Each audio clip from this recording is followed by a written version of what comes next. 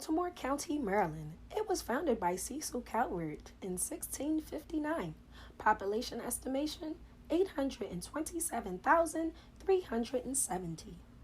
Within this local school pre-K to 12 district, we have a total of 178 schools, a total of 7,395 full-time classroom teachers, 113,814 total students, with 15,502 students with IEPs, and a 15-to-1 student-teacher ratio. In-person education for our students has been the never-ending controversy since the beginning of the COVID-19 pandemic in March of 2020 in the United States. The closing of schools has impacted students negatively, and a certain number of teachers are not fully equipped within digital literacy enough to provide a substantial level of educational interaction during live virtual learning. Most teachers would rather return to schools due to this circumstance. This study analyzes the digital literacy divide between teachers and the students they are attempting to teach virtually. It questions teacher strategies and their true effectiveness within this virtual education world.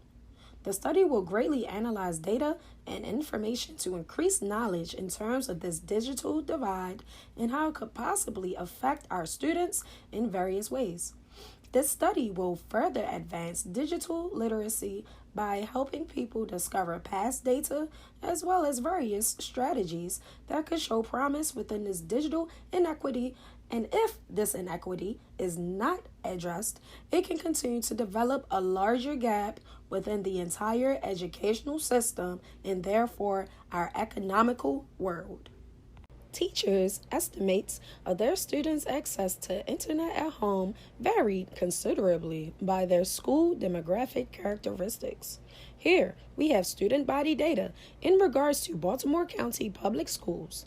Also, prior to this international pandemic of COVID-19, 49.6% of students were eligible to participate in the federal free and reduced price meal program, and 7.2% of students are English language learners.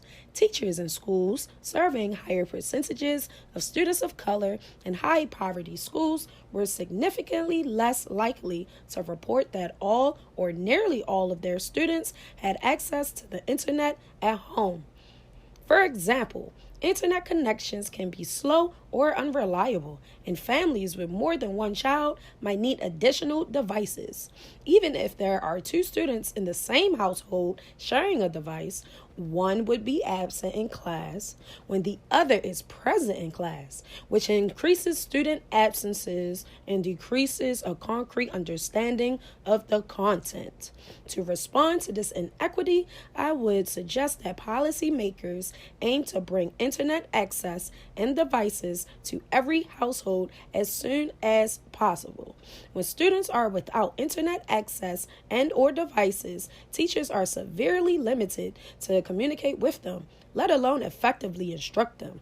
Students in high poverty schools had a plethora of issues in regards to educational resources prior to the pandemic, which are almost certain to be widened by learning losses because of the digital divide. Teachers will need support and out-of-the-box ideas for remote instruction without internet access or devices for their students, especially those in high poverty schools. Therefore, teachers must establish concrete communication with families that do not have stable internet access, set clear expectations around completing work, and employ systems to check in when work is not complete. States and districts should also seek innovative options to help teachers provide beneficial instruction, even when internet access is not possible. Responsibilities such as regular text messages to parents or students with reminders about things to do, daily emails, or weekly phone calls with individual students would likely be more helpful than sending weekly packets. Without reminders are some great foundation methods to ensure a consistent digital relationship between teacher and student. Baltimore County Public School District should create a district digital team, or DDT for short, of mostly educational technologists to coordinate, develop, and share a digital literacy pre-assessment as well as a survey to instructors. The survey will reveal the individual instructor's true thoughts on digital literacy and what it means to them, while the pre-assessment will provide data of their true actual literacy level. After exploring data during school year 2020 to 2021, the DDT will discover multiple indicators that will be identified to support ongoing data and evaluation to allow adjustments as well as assess implementation. We will be equipped with highly effective resources that are within the ISTE standards to better assist our instructors through an online e-learning application, which will include modules such as the Synchronous Way, an interactive real-life practice session within Google Meets on how to present your screen in various methods, turn chat box on or off, record class sessions, etc. during an actual class session. Modules on proper delivery of content would be provided where instructors will learn how to adjust their voice and tone to promote attentive students, reinforce an open and positive learning environment, and how to develop and maintain peer-to-peer dialogue as well as team-building activities. Additional modules will be given for teachers to learn how to create and include various multimedia methods for students to learn new information as well as review content info via video development, properly recording yourself within digital resources, using the most of visual presentations such as Google Slides or other slideshow makers. One crucial focus would be on developing a social-emotional digital learning module where instructors can learn to engage with students in multiple ways to build a class dynamic that will be prosperous for all included. As far as continuously assessing our teachers' digital literacy level, virtual recorded professional development and workshops will be provided on Wednesdays due to asynchronous days from and with the DDT. Virtual informal observations leading up to a formal observation for every teacher will be provided. Instructors will have to observe one another at random on a rotating basis to provide any significant feedback for improvement. Instructors would receive mandatory timed online assessments that will confirm or deny their current digital knowledge. Teachers who earn a mastery level will receive a certificate revealing their digital competencies. For the proposed timeline, the district digital team would create these resource materials now until August 2021. Principals will provide these weekly online modules to teachers beginning August 2021 prior to students returning. Teachers are to complete their given modules prior to the first progress report, prior to quarter one reports to ensure academic success of students. If teachers do not successfully complete the given modules within the time frame, a cushion date will be provided. If a teacher still has yet to complete their modules, a formal digital observation will be provided from a principal or assistant principal to assess the true digital ability of the teacher. If the teacher receives a 2 or below, they would have to follow the proper protocols for remediation. Daily observation. Teacher could record a class session and send to their supervisor on a daily basis.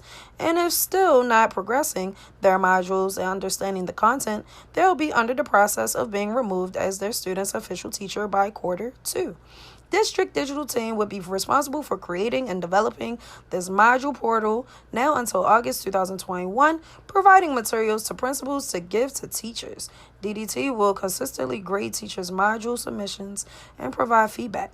DDT will create a digital learning portal that can include every teacher's content area, digital literacy level, what their pros and cons are based on their module responses, and even a voice mode where you can hear their voice tone. This method can include anyone to create an account, log in, and apply for remote, hybrid, in-class teaching careers by quarter 2. DDT will also offer digital literacy PDs once a month up until spring break, each PD being carefully chosen to support the overall practice. DDT, as well as principals, will continue to work with teachers during quarters 2 and 3 who are completing their daily observations, where they are improving slowly but surely.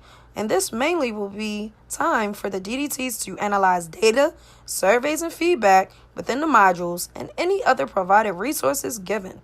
Spring break to August will be for the DDT to enhance the original module and resources given for the following school year. Implications would be having teachers who are tenured and discouraged to learn digital literacy, or those who are extremely bad at technology would have to be given additional resources that others won't receive. The implementation of consistent digital literacy education could drastically raise the bar, close gaps, and prepare for our future within this district. This is BCPS model after all, and if you, Superintendent Darrell L. Williams, along with your fellow board members, can accept this call to action, it will cause a positive trickle-down effect for teachers, parents, and most importantly, our students and the future leaders of this world.